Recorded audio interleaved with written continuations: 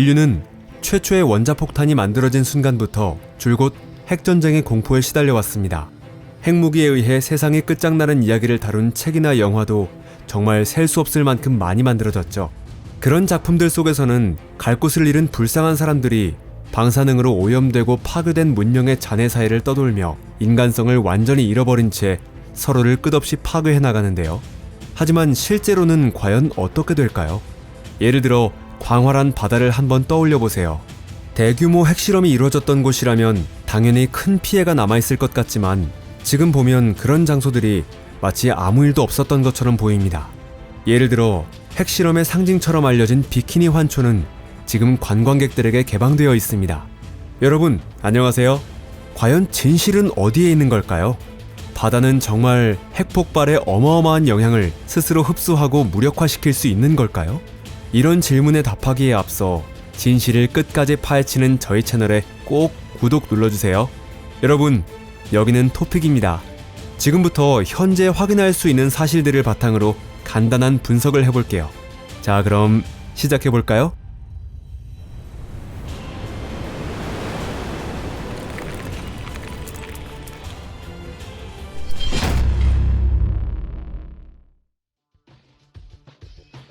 바닷속에서의 핵실험 역사.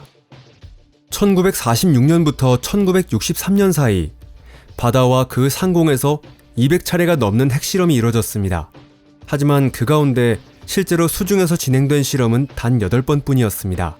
1963년 모든 핵 보유국과 대부분의 비핵 보유국들이 대기권과 우주, 그리고 수중에서의 핵실험을 금지하는 조약에 서명했습니다.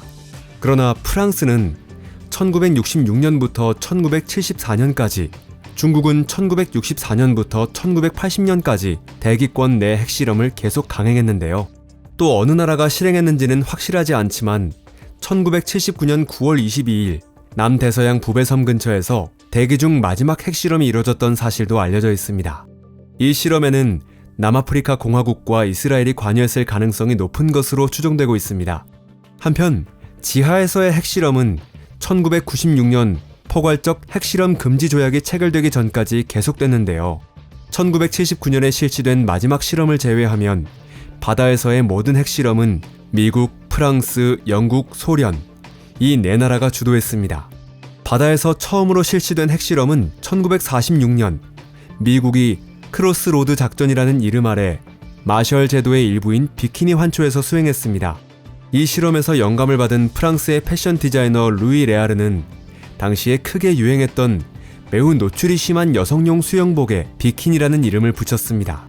하지만 비키니 환초의 원주민들에게 이 사건은 결코 웃고 넘어갈 일이 아니었는데요. 훗날 그린피스 전문가들이 분석한 결과에 따르면 마셜 제도 주변에서 이루어진 핵폭발의 총 위력은 무려 108메가톤에 달했습니다. 크로스로드 작전 중 가장 강력했던 수중 핵폭발은 1946년 7월 25일에 실시된 베이커라는 이름의 원자폭탄 실험이었습니다. 이 폭탄은 비키니의 지옥이라는 별칭으로도 불렸으며 폭발 위력은 23킬로톤에 달했습니다. 베이커는 해수면 아래 27m 지점에서 폭발해 지름 500m의 물기둥을 무려 2km 이상 높이까지 치솟게 만들었는데요. 또 폭심지에서는 파도의 높이가 30m에 달했습니다. 미국에 이어 영국도 태평양에서 수중 핵실험을 감행했습니다. 영국은 1963년까지 호주와 키리바시 주변에서 총 21회의 핵실험을 실시했습니다. 소련은 노바야 제물야 실험장에서 3번의 수중 핵실험을 진행했으며 각 실험에서 폭탄은 수심 약 30m 지점에서 터졌습니다. 미국은 베이커 실험 이후에도 위그웜, 엄브렐라, 소드피쉬라는 작전명을 붙여 추가 수중 핵실험을 이어갔습니다. 그 가운데 진정한 의미에서 심해 핵실험이라 부를 수 있는 건 위그웜 하나뿐입니다. 이 실험은 1955년 5월 14일 샌디에이고 남서쪽 800km 해역 수심 610m 지점에서 실시됐습니다. 지금까지도 위그웜 작전은 수심 300m를 초과한 깊이에서 핵무기가 폭발한 유일한 사례로 남아있습니다. 수중 핵실험의 영향. 태평양에서 핵실험이 진행될 당시 주변 섬들의 주민 전원이 대피했던 것은 주목할 만한 사실입니다. 하지만 남호주 지역에서 이루어진 핵실험에서는 그런 조치가 없었습니다. 이 지역에 있는 마랄린가 실험장에서는 1955년부터 1957년까지 영국이 총 7차례의 핵실험을 실시했는데요. 이 실험장 외곽에는 방사능 노출의 위험을 알리는 경고 표지판이 세워져 있었지만 그걸 대피 조치라고 부르기엔 너무나도 무책임했습니다. 이 실험을 직접 겪은 호주 원주민 야미 레스터 씨는 영국이 벌인 핵실험의 현장을 목격했던 경험을 증언한 바 있는데요. 그의 말에 따르면 기묘하고 기름낀 듯한 검은 연기가 피어올랐고 그 연기를 맞은 원주민들은 몇 시간 뒤부터 설사와 피부 발진, 눈의 통증 같은 증상을 겪기 시작했다고 합니다. 레스터 씨 본인은 무려 3주 동안 눈을 뜰 수 없었고 일부 고령자들은 결국 목숨을 잃었다고 전해졌습니다. 하지만 이건 어디까지나 지상에서 벌어진 실험 이야기입니다. 지역 주민이 수중 핵폭발을 직접 목격한 사례는 기록에 남아있지 않습니다. 반면 수중 핵실험에 직접 참여했던 사람들의 증언은 매우 충격적입니다. 당시에는 원자폭탄의 위력을 실험하기 위해 폭발 피해 범위 안에 일부러 선박들을 배치하기도 했습니다. 그 가운데 가장 큰 배는 미국 해군이 퇴역시킨 전함 아칸소였으며 배수량은 27,000톤에 달했고 폭심지로부터 230m 떨어진 곳에 정박해 있었습니다. 이 전함은 마치 거대한 해머로 찍힌 것처럼 납작하게 찌그러진 뒤 공중으로 튕겨 올랐고 이후 말 그대로 해저에 꽂히듯 박혀버렸습니다. 그보다 작은 배들은 순식간에 침몰했거나 높이 5m에 달하는 파도에 휩쓸려 나무 조각처럼 환초의 모래사장에 떠밀려 왔습니다. 흥미로운 점은 원자폭탄의 폭발이 생명체에 미치는 장기적인 영향을 조사하기 위해 일부 배에 염소와 양 같은 동물들이 남겨졌다는 사실입니다. 하지만 이 동물 실험의 결과는 지금까지도 기밀로 분류되어 있습니다. 한편 2023년 8월 9일 열린 회의에서 피지 주재 마셜 제도 대사인 주니어 아이니 씨는 프로젝트 4.1에 대해 언급했는데요. 미국은 이 프로젝트를 통해 방사성 물질이 인체에 어떤 생물학적 영향을 끼치는지를 연구하고 있었던 거죠. 마셜 제도에 속하는 비키니, 애니웨톡, 롱겔랍, 우티리크 환초의 원주민들은 1946년부터 1963년까지 섬에서 퇴거당하면서 조기 귀환을 약속받았습니다. 실제로 1972년에는 약 100명의 주민이 자발적으로 고향으로 돌아갔습니다.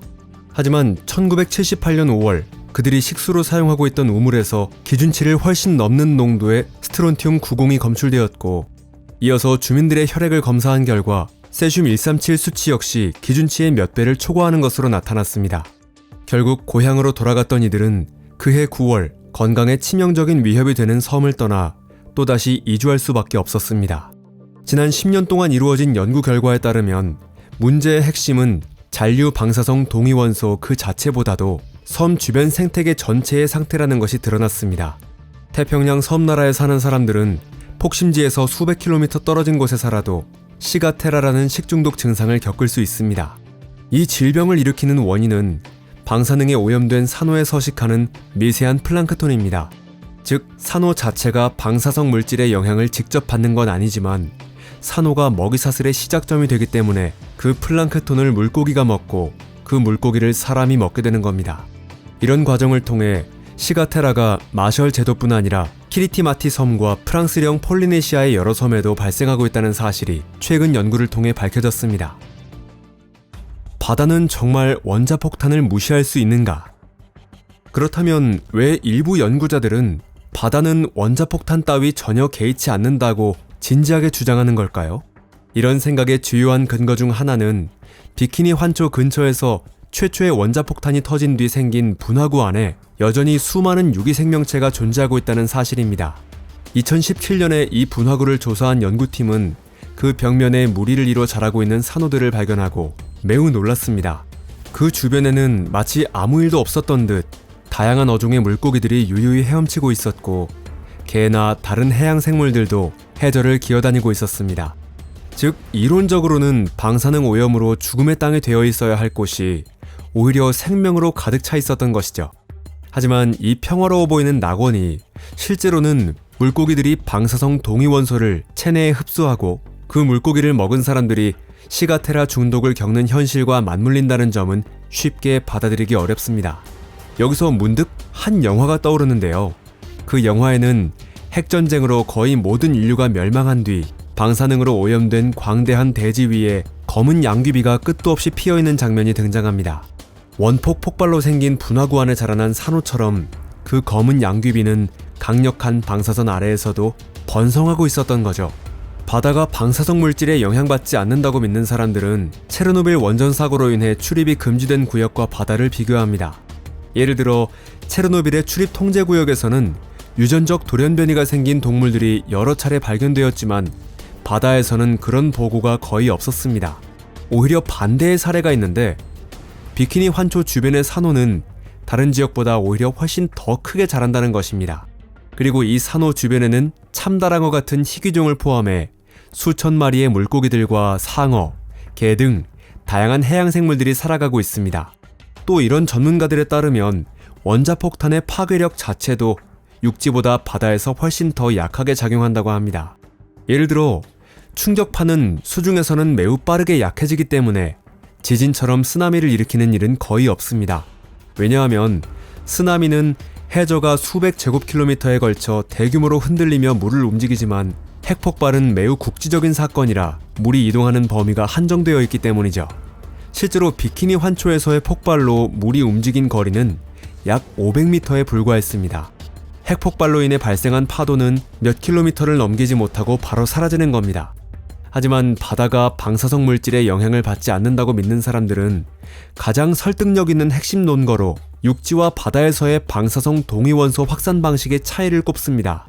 육지에서는 방사성 원소가 먼지나 파편에 섞여 바람을 타고 멀리 날아가며 경우에 따라 수천 킬로미터 떨어진 곳까지 도달할 수 있습니다. 그 이후 비나 눈으로 땅에 떨어지고 식물이나 동물에게 흡수되죠. 반면 바다에서 폭발이 일어나면 방사성 원소는 넓은 범위에 걸쳐 물에 녹아듭니다. 그 농도는 폭심지에서 멀어질수록 빠르게 희석되고 끊임없이 흐르는 바닷속에서 점차 자연적인 배경 방사선 수준으로 낮아집니다. 이 과정을 매우 치명적인 독극물을 엄청난 양의 물로 희석해 나가는 것에 비유할 수 있을 텐데 이론상으로는 마침내 인체의 무해한 수준까지 물을 희석하는 셈입니다. 이런 설명을 듣고 나면 안심이 되기도 하지만 이는 어디까지나 핵폭발이 몇 번에 그쳤을 경우에 한정된 이야기죠. 그 정도라면 지구라는 생명체에 생긴 작은 상처에 불과해서 금방 치유될 수 있겠죠. 하지만 안타깝게도 우리가 마주한 핵 피해는 지금까지의 수중 핵폭발만으로 끝나지 않습니다. 바닷속에 묻힌 방사성 폐기물, 원자력 추진 잠수함이나 함정에서 나오는 엔진의 방사능, 그리고 평화적 목적으로 운영되는 원자력 발전소에서 바다로 흘러나오는 방사성 폐수도 모두 고려해야 합니다. 또한 바다에서는 최소 6개의 핵폭탄이 아직까지 실종 상태라는 점도 잊어서는 안 됩니다.